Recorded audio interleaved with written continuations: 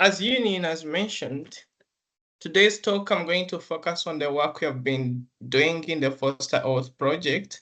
And in this particular topic, we are looking at the food environment transitions out there been, which are happening in Southern Africa with a case study of Zambia. To give you a quick overview of what the situation is, I would like to use this visual. Don't worry about it being too big. There's a lot of information, but I'll quickly summarize. Basically, as you can see, this ring represents a global situation regarding the double burden of malnutrition between 1990 and 2022. And what you see in blue is the prevalence of undernutrition, whereas in pink is the prevalence of overweight and obesity. So as you can clearly see, this ring around there where a pointer is represents Southern Africa, including Zambia. So you clearly see that in 1990, undernutrition was the major issue. But when you look into 2022, 30 years or plus, you quickly see that there has been some progress regarding undernutrition, but increasingly you see a skyrocket of overweight and obesity. Now, this visual represents women of reproductive age, but this prevalence of double burden of malnutrition cuts across all the different age groups and the different social demographics. And as a result of this, what you see is that this double burden potentially is fueling an epidemiological transition in contexts like Zambia. For example, you increasingly see that non-communicable diseases like stroke, hypertensive heart diseases, and ischemic heart diseases, they are all in positive, they are increasing, and this is a case study of between 2009 and 2019. And you see that infectious diseases are decreasing. The difficult bit with that trend is that non-communicable diseases are increasingly straining health systems in developing countries which are not yet capacitated to handle these challenges. So there's a need to understand why this epidemiological transition. And you quickly notice that this could be related to the nutrition transition. And this nutrition transition is underpinned by food environment transitions. But in contexts like Zambia, these food environment transitions remain understudied and they are unclear. More specifically, there is limited data on how changes are being experienced across the different social groupings, for example, within the rural versus urban, but also within the urban, what are the differences between the urban middle class and urban low income groups? There is limited data on that disaggregation. As well, there is limited data on policy response to manage the food environment. For example, what are the arising policy gaps? What is the impact of these gaps? What are the solutions? All these remain understudied. And this background really shaped our study regarding our research theme regarding this particular work, whereby we wanted to understand what are the lived experience of the food environments as they're happening right now in Zambia across the different social groupings, and what are the resultant dietary patterns of these experiences. As well, we wanted to look into the markets to explore how has the food supply changed over time and how does it shape the dietary transitions or the nutrition transition we are observing. And finally, what is the role of the agri-food policies in these ongoing dietary transitions and potentially the opportunity, what could be the opportunities which are perceived by policymakers to shape a healthy and sustainable food environment. So in the next slides, I'll take you through these three different objectives, what we found, but also the methods we applied to really digest and understand these issues. So starting with the population lived experience, as I noted, there is a limited understanding across the different social groupings. So we designed our study that we do a little bit to understand within the rural context, and what represented the rural context of Zambia here is an area which is called Chibombo, deep, very far away from Lusaka. And then Lusaka, which is the capital city of Zambia, represented the urban context. And within the urban context of Lusaka, we surveyed the upper middle class neighborhoods as well as the low income neighborhoods to really understand. And we applied a method which is called Photovoice, where you simply give participants cameras or smartphones in this case, and then you ask them to take photos on specific topics, which you again come back and discuss. But I'll not go into the details of the methodology. But to give you a clear idea of the topics we ask participants to take photos on in order to understand the food environment, we ask them to take photos on daily meals they eat over 6 days. That could give us insights on what foods are available to them, the desired but unaffordable foods to give us an insight on food choice aspirations in case affordability challenges go away, and places where they source food to give us an idea about accessibility, where they eat food to give us an idea about the trend of eating out of home, and then information sources that influence food choices, which could give us insights on how marketing influences food choice in this setting. So in the next slides, I discuss what we found. In terms of availability, we quickly saw that food supply diversity is decreasing, and it does not support consumption in line with the Zambia food-based dietary guidelines. More specifically, you see a decrease of fruits, plant and animal protein, and within vegetables and carbohydrate food groups, you see that the variety within those groups is going down.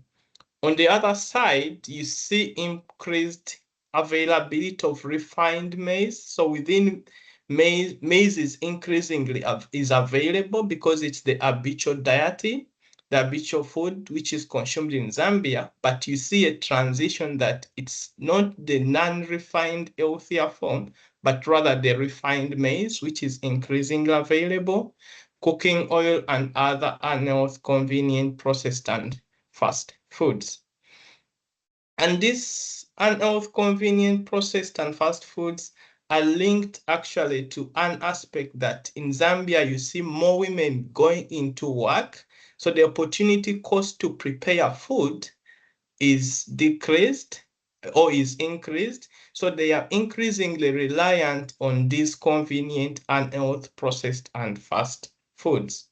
So we then asked participants, what do they perceive as the drivers of these changes? And within the rural communities, what came out strongly is that the farming systems policy-wise are shaped towards maize and sunflower and a few vegetable varieties for export. So that is where you see inputs, and they are forced to grow these foods as well because they are cheaper to invest in and there is ready market.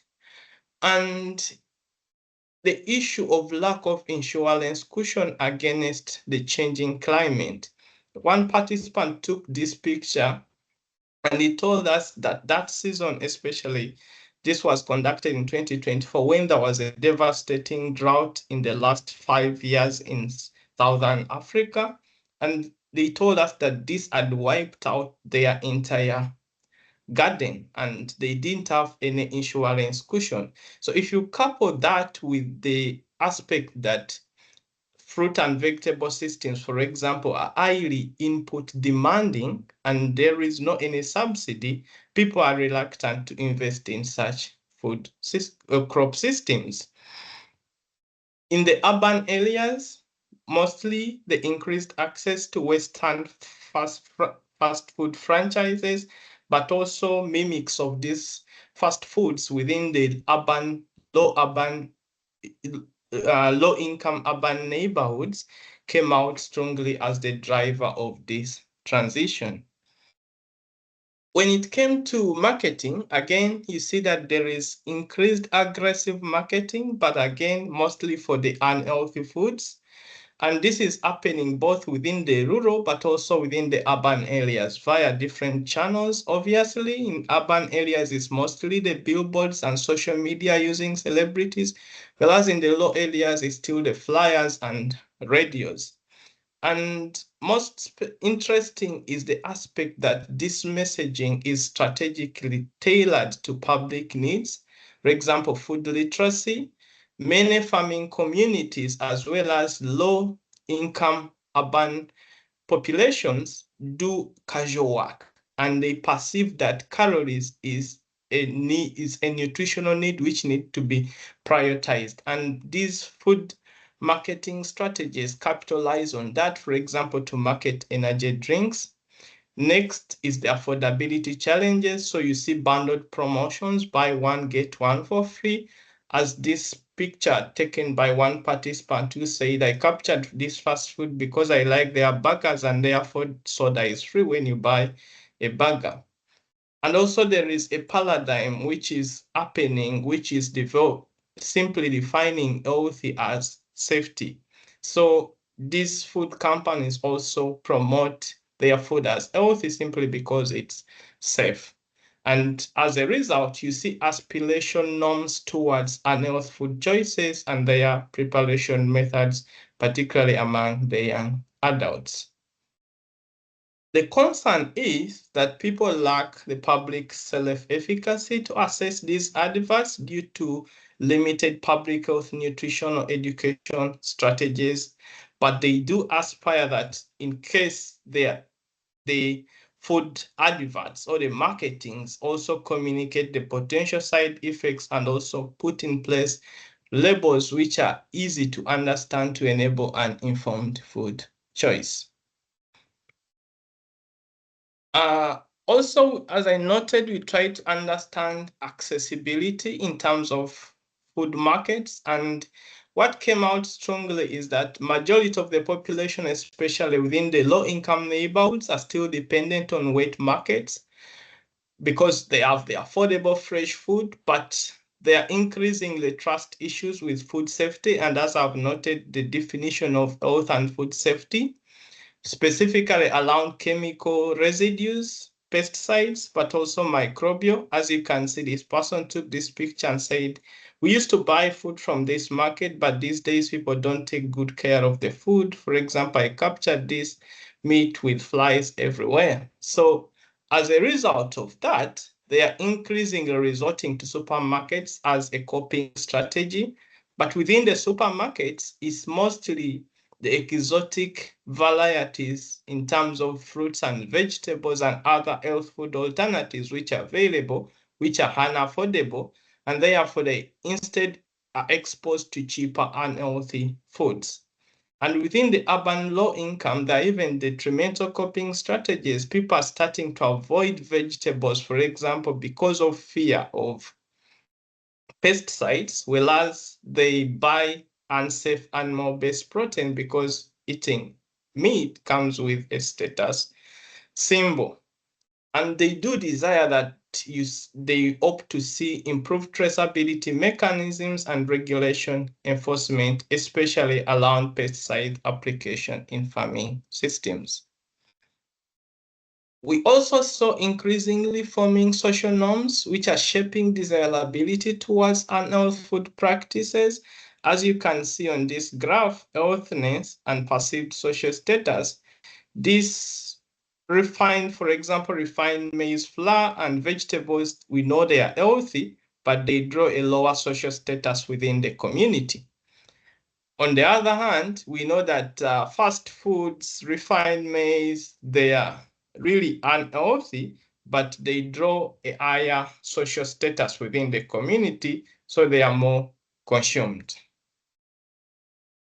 And as a result of all these food environment transitions, we can conclude that they are creating a socially differential obesogenic and nutritional insecurity across all the social demographics. There is a lower dietary diversity, more specifically within the urban upper middle class, you see increasing trend of eating out of unhealthy foods, of course, unhealthy fast foods and refined maize. And within the urban, low income and rural, you see monotonous foods based diet is based on refined maize and limited variety within vegetables, but with aspirations to eat unhealthy fast foods. And what we could note is that the diet is devoid of fruits across all the social demographics. So that was the perceived the lived experiences from the consumer's perspective. So we then wanted to see what is the situation in the markets. How are the markets actually shaping those experiences in reality? And to do this, we conducted key informant interviews with market vendors within again, Chibombo, representing the rural and secondary markets within Lusaka, because these are close to neighborhoods and they reflect what foods are available to these neighborhoods. And again, the idea here is not to understand this entire table, but to quickly summarize a few aspects. So what we did is to group different fruits according to the different food groupings: vegetables, fruits, plant-based proteins, and cereals, and then mapped from literature what traditionally foods are in, for example, indigenous foods available in Zambia and the exotic foods which have been known to be traditionally available in Zambia, and then compare this with what we found being traded in Lusaka and then the rural areas of Chibombo. And what we saw is that there is indeed a decreased diversity, as you can see, across vegetables. More specifically, you see decreased indigenous varieties vis-a-vis exotic. When it came to fruits, for example, in the rural areas, we did not find any fruit traded in the market. And also within Lusaka, you see mostly the exotic options, which are actually imported from South Africa, which are available. With regards to plant-based protein, there is a very low variety, as well as within the carbohydrates, you only find maize. So to summarize, there is a decreased diversity across food groups, but also within food groups, the variety is going down, especially with regards to indigenous foods. And this was attributed by vendors mainly to, again, erratic weather variations. Because of higher temperatures, there is faster spoilage of foods, and they fear to invest in perishables like fruits and vegetables. And this as well, the erratic weather variation communicates to the infrastructure challenges in the wet markets, which further disincentivize people in investing in fresh produce. Another aspect are the supply dynamics. As I've noted, fruits are mostly coming in from South Africa, and the rural people is going to be expensive for them, so they are reluctant to invest in that, as well as within the secondary markets in the urban pool. Profits have to be made at a two-layered market chain level, and it becomes expensive. So vendors are rather not invest in bringing these foods to the market because they're as well perishable. So after observing what is in the markets and populations' lived experience, then we wanted to look within the policies. And to do this, we had key informant interviews with people working within the food system at the national, but also at provincial level, because that could give us insights into implementation strategies or challenges. And also we reviewed policies and action plans from 2005. We applied the theoretical framework, but I will not go into the details of it. We just needed to identify what are the policy gaps and perceived transitions. Are there any policy responses or solutions to this? And what is the contextual factors which could be influencing formulation of policies, or if policies are existing, their actualization or implementation.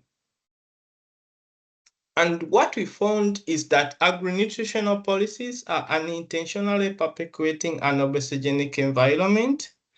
And this is mainly along three main aspects. Again, as noted, maize monoculture and export-focused agriculture. That's where the focus is, and inputs are all towards this.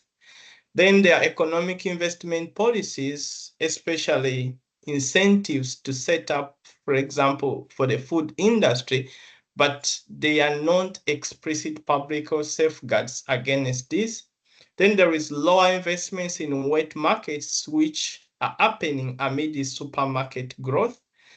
For example, between 2002 and 2022, we saw a 500% increase in supermarkets compared to only 25% in wet markets. And overall, what you see is that regulations are not explicit. They are stated in a recommendation tone, which fluctuates implementation. The focus is on public nutritional education, but implementation is slow due to inadequacies in local government capacity. There are no nutritions, for example, within the districts to kind of drive the nutritional strategies. Overall, these gaps could be attributed to the intricacies of balancing the economy versus public health, which is still a challenge as well in the developed world. But then you can imagine the developing world, how difficult it must be. And of course, the fragmented or uncoordinated government actions. And I refer you to this visual. So a nutrition policy should touch these 5 different sectors. But what you see in Zambia that there is not communication along these sectors.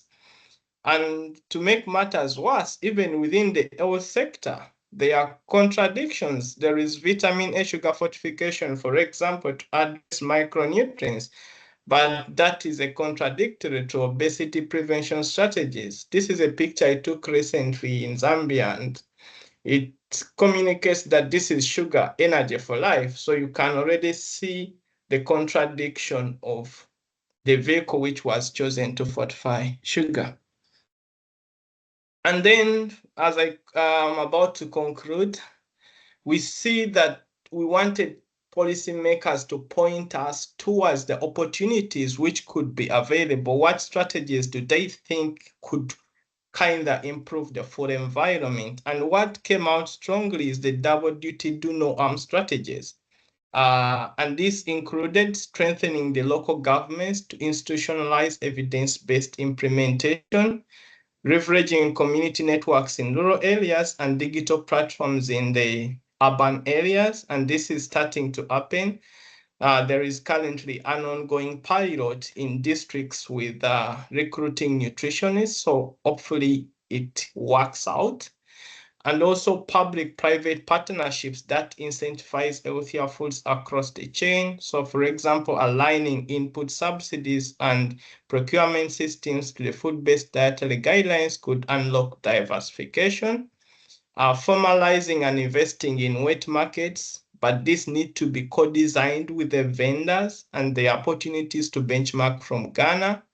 Front of pack labeling to enable food choice. There is currently an ongoing piloting of a good food logo in Zambia, but also opportunities to benchmark from South Africa. And introducing indigenous foods within the supermarkets, nudging people towards these choices could potentially have an impact on reversing the negative social norms which are associated with indigenous foods. And most strongly, there was all policymakers agreed that there's a need to restrict and protect the school food environments from advertising and also establishing unhealthy dark shops. So the key takeaways from this is that the food environment is habituating obesogenic behaviors, and this is due to the lack of explicit public health safeguards in investment policies, but also in fragmented coordination. Double duty do no harm strategies present an opportunity, but this needs to be dialogues with private sector and intersectoral coordination. Without that, we might not achieve much. And finally, food supply and consumption. What we see, they are not aligned to the food-based dietary guidelines as outlined in Zambia. But this can do more. For example, it can inform individuals to change preferences, to inform agriculture and the industry to change availability, change affordability through policies. Without these three happening, there might not be improvement in consumption. So we cannot jump, but we can take small steps to kind of be able to gradually move and improve the food environment. Thank you. I would like to highlight the research team, Prof. Yun Yun Gong, Stephen Whitfield, and our partners within Zambia and the EU and UK Innovate for funding this work. I would like to leave you with this quote as we go into the Q&A. When the diet is long, medicine is of no use. When the diet is right, medicine is of no need. So how do we then improve the food environment to kind of realize this? Thank you very much.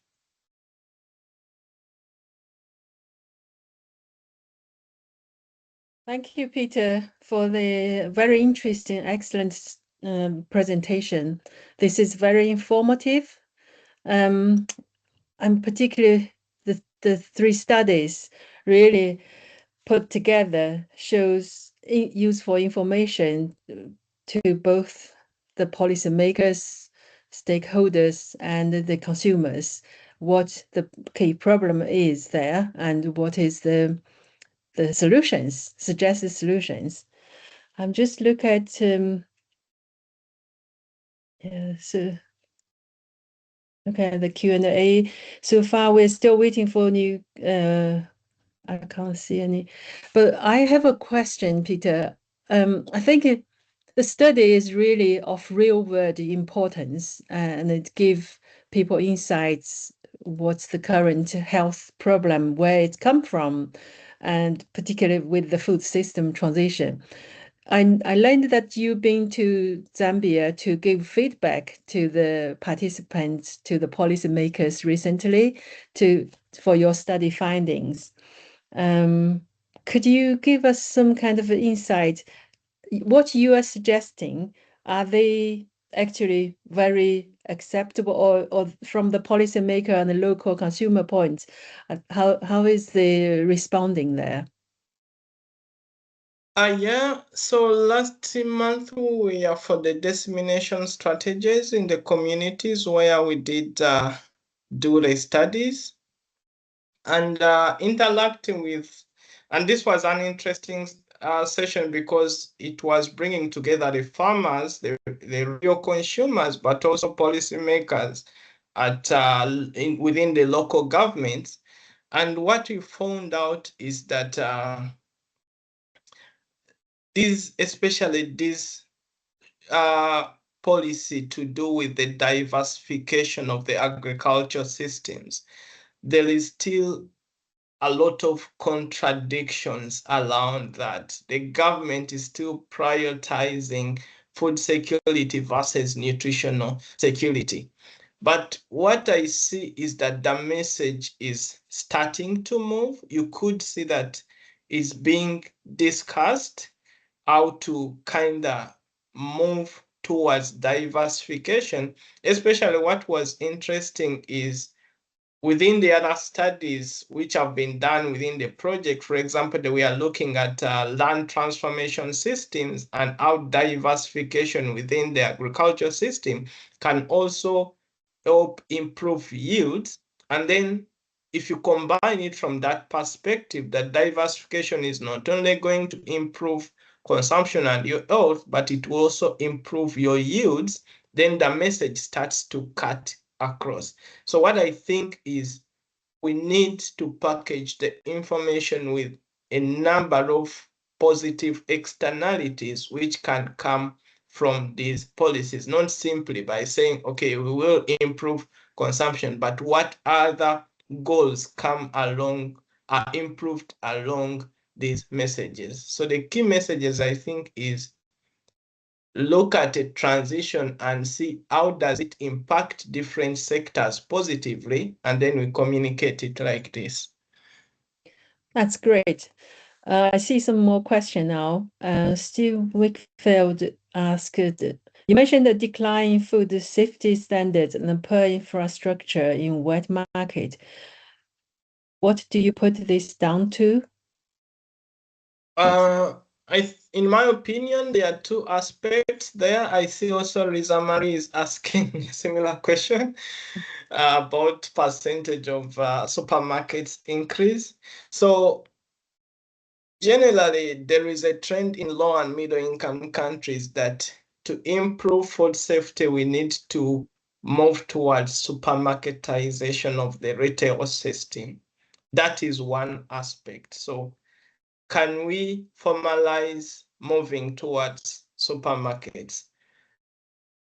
That itself has challenges because, as I've mentioned, supermarkets cut out a number of small-scale producers who cannot bring their foods and indigenous foods into these big supply chains of stringent supply chains or supermarkets. Another aspect is the investments in terms of food safety governance, not only improving infrastructure per se, but also leadership, market leadership. How are we engaging the market leadership to understand the positives which can come from an improved traceability system within an improved traceability system within these markets? So I think that is the key. As we are looking into infrastructure, we also need to look into governance and ensure that we are formalizing that governance within the wet markets. I think that is the best way we can collectively improve these food safety standards. It's open to discussion. Maybe I'm not so much of a food safety expert. Well, thank you. I think you answered the question very nicely. Both Steve and Lisa Maria asked a similar question. Basically, fundamentally, what's the problem down to the market infrastructure? Who are the key players to improve it? I think that's very well answered. The other question Steve asked, in terms of dietary choices and the influence of food environments, did you observe significant difference between younger and older generations? Yeah, in terms of food choices, there is definitely a change. First of all, young adults are looking at convenience. Convenience is really important. And also when you factor in that they spend a lot of time on social media and all these aspects, they influence them towards more fast food choices, and also an idea to identify with high social class, fashion trend. They move more towards the fast food choices. Among the older adults, you see more of them going back to the traditional or indigenous menus. But this again is also being driven simply because they have perceived health concerns which come with adult age. I wouldn't say that it is by choice, but it's the motivation is from underlying health conditions which starts to point them towards these choices. And there is a very important gap actually regarding convenience. You see that convenience is increasingly becoming an important aspect, and it's currently being met by the unhealthy fast and processed foods. So the question is, how do you make healthy processed, because also processed foods can be healthy. How do you make healthy processed, but also generally healthy, convenient choices available within the food environment? I think that is the key question.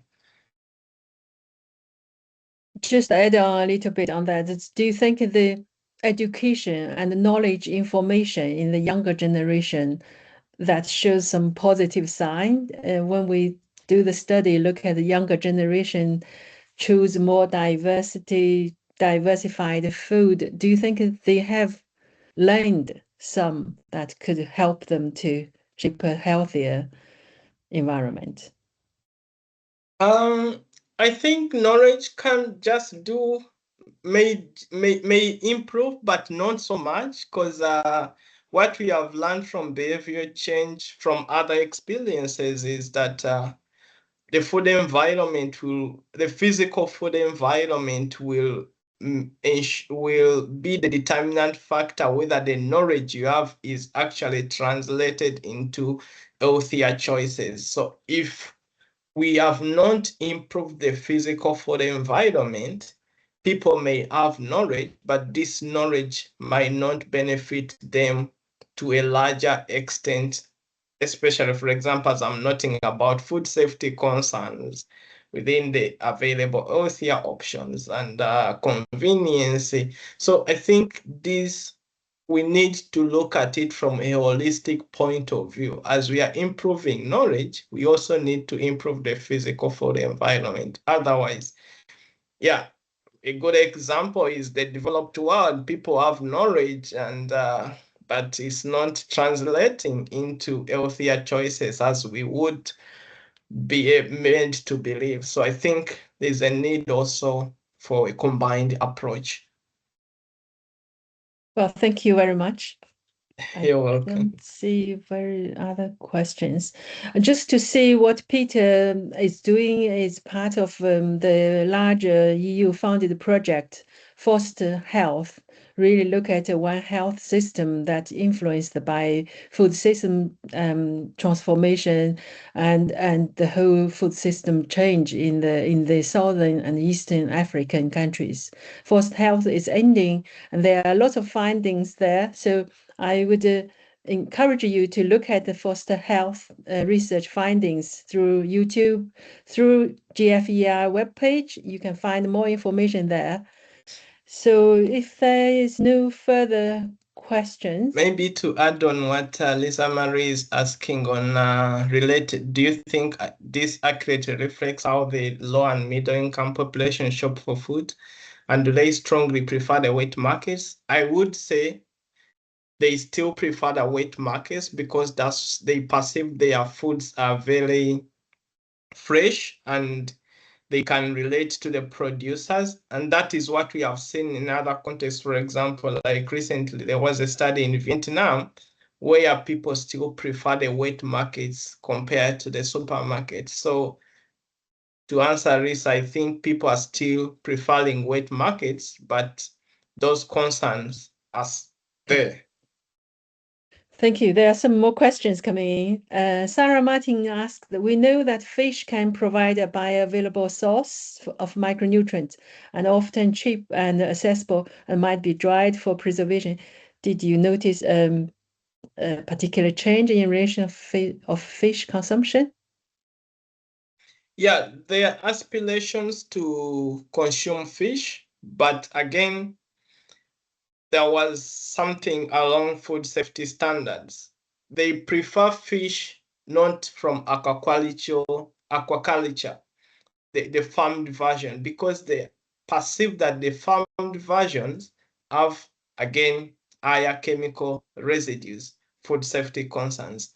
But when it comes to fish from fished from naturally occurring lakes or rivers, they prefer to eat that. So again, I would say fish is a preferred food, but depending on the source, there could be misconceptions around it, which also need to be addressed. I think this food safety aspect is becoming more and more important in this context across all different food groups, and solutions need to be found about it, and also some misconceptions demystified. Mm. Yes, we noticed the fish market, the small fish there full of flying in the surrounding. Yeah, that's that's concern.